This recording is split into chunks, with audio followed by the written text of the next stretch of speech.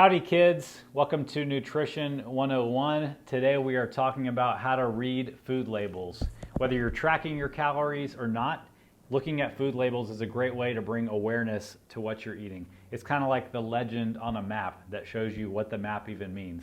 It's an explanation of what's in the food, which you should be aware of. You should be paying attention to what's in the food that you're eating. So let's talk about how to read these labels. Let's start with this amazing looking box of split pea soup. All right, so we're going to look at the label and we're going to break it down into categories. I already told you it's kind of an explanation of what's in it besides the ingredients. So typically foods are broken down into three main categories: the protein, the carbs, and the fat. Those are the three macronutrients. And then they'll have things like the sodium on there, the cholesterol, and then they will break down things underneath the fat and the carbohydrates to help you understand more what's in those. So let's look at this soup and figure out what's in it. All right, so we've got 0 grams of fat in this soup. We've got 24 grams of carbohydrates in it. We've got 9 grams of protein. So we're going to show you how to calculate the calories based on that also. But first, let's talk about the categories. Within fat, they're going to break down the total grams of fat in between the saturated fat, the trans fat, and sometimes the unsaturated fat. This soup happens to not have any fat in it, so there's no information, but this will be on there regardless of how much fat's in something. Of course, then they're going to show you the cholesterol. This stuff doesn't have any cholesterol in it, but I'm pretty sure these eggs will have a little bit of cholesterol. Then they're going to show the sodium in milligrams, and then they're going to show the carbohydrates. Now, carbohydrates are broken down into 2 other categories typically, sometimes 3 depending on the food. They're going to show you how many of those grams of carbohydrates come from fiber, how many grams come from sugar, and how many grams come from added sugar. Now, all those things add up to the total number of carbohydrates in the food. It's not like you add them all up individually and that's the sum. They're all carbohydrates included in that total. So one thing to watch for is foods that are relatively high in fiber sometimes get manipulated by the food companies with net carbs. Essentially what they do is they take the total grams of fiber and they'll subtract it out of the total carbohydrates before they figure out how many calories are in it. The idea is that not all calories from fiber are absorbed because some of them just kind of ferment in your intestines. The problem is nobody knows exactly how many of those calories are absorbed. So we discourage the use of using net carbs if you're really trying to get dialed in on your nutrition. This soup in particular has 7 grams of dietary fiber, which is pretty hefty sum for a food. And we recommend a high fiber diet, so this looks pretty good on that.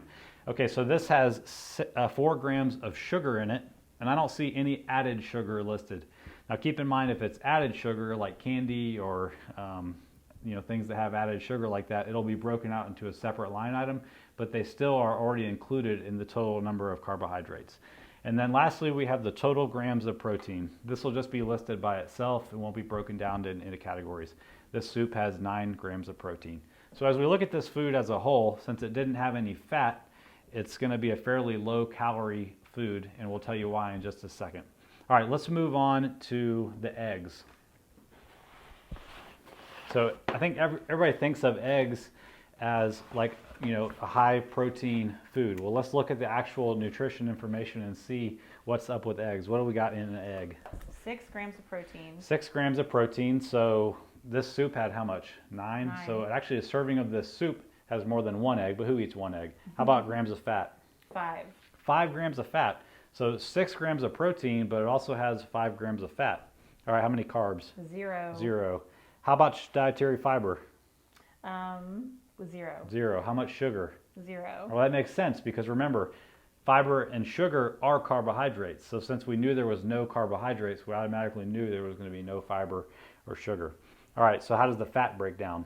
Saturated fat and then 0 trans fat. All right, so that tells you... Actually, they have poly and monosaturated, 1 and 2. Okay, so this one breaks it down into unsaturated, saturated, and trans fat. I don't think you're going to find very many foods that have trans fat in them anymore. I think they're actually illegal, so anyway. All right, so this has 185 milligrams of cholesterol too. We've got a great article on our blog about the myth of the cholesterol in eggs contributing to high cholesterol, so go check that out in your spare time. All right, so we looked at the total grams of all the different macronutrients on this one. Let's leave this one alone for right now. Let's go to the RX bar And we're going to use this one as an example of how to calculate the calories in the food based on the food label. All right. So take your total number of grams of protein, All right. take your total number of grams of carbohydrates from all sources, All right. and your total number of grams of, did I already say fat? Fat. Fat. All right. So you're going to multiply your protein and your carbs times 4 because there's 4 calories per gram of protein and carbohydrates. They have the same calorie content. Okay. So we multiply that out. Now fat, a gram of fat has 9 calories in it. So we're going to multiply the fat grams times 9, Okay. and then we're going to add all that up, and that should be our total calories in the food. All right. So what did that add up to based on the macronutrients on the RX bar? 221 calories. 221 calories based on the macros. What does the food label say? 210 calories. 210. Well, how about that?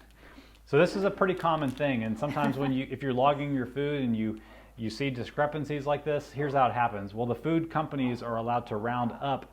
You never saw like 9.3 grams of I guess protein they round down. on a label. Oh, I think they round however it benefits them. So that's why you run into this. The important thing to remember about this is don't get too hung up on it. Just choose how you're going to log it and stick with it. If you're going to follow what's on the package, follow what's on the package. If you're going to multiply it out on your own, multiply it out on your own. So the important thing to do is have awareness about this. If you're trying to get a certain amount of protein in your diet or a certain amount of fat or carbohydrates, it starts with learning what's in the foods that you eat. So take some time, educate yourself, reach out to us if you have any questions, and try this at home. That's good. Can you edit that?